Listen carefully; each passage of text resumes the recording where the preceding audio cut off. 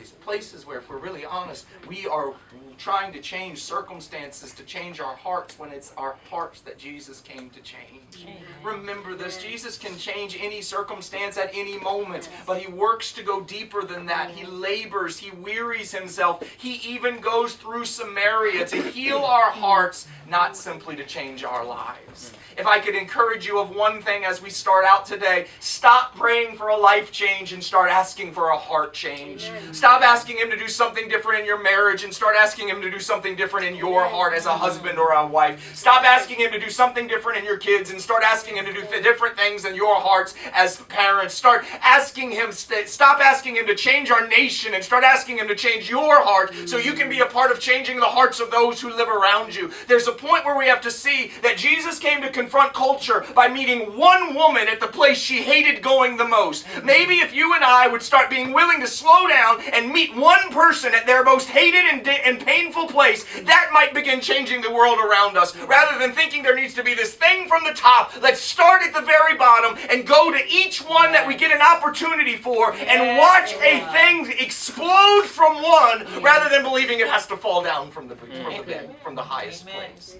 If we're not having our hearts changed, it doesn't matter what circumstances get changed around them.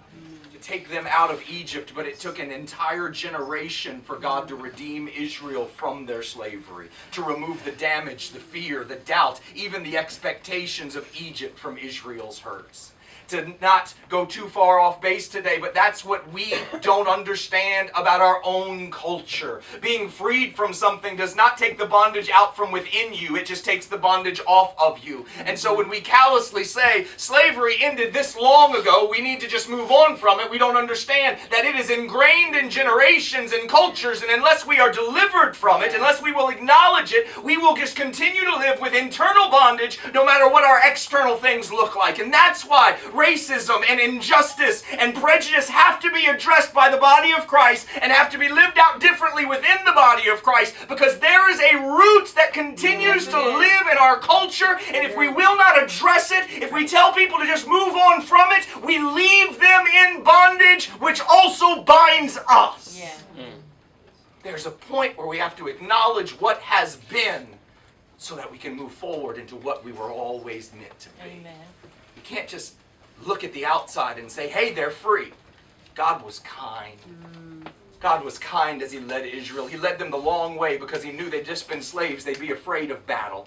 He led them the long way so that they would find out that I didn't just free you from your captors. I am going to provide ways for you where there are no ways. He led them to run out of food so that they would find out they have a Father that feeds them, not slave masters that give them just a little bit, but fathers that give them all that they'll ever need. He led them into places where they'd run out of water and run into bitter water so that they would learn, we've got a Father who doesn't make you settle for what's bitter and bad for you. You've got a Father that will turn the bitterness into joy, will turn the bitterness into sweetness. You've got a Father that will let you wander for 40 years while your sandals never wear out, while your clothes stay strong, and while you get fed from heaven day after day after day. The long way is not because God is angry, it's because God is teaching us that through the long way of the journey, you will never be left alone. You will never have a day where you're unfed, a day where you're unwatered. There will never be a moment where you don't have peace, even when you are led into battle. Thank you, Lord.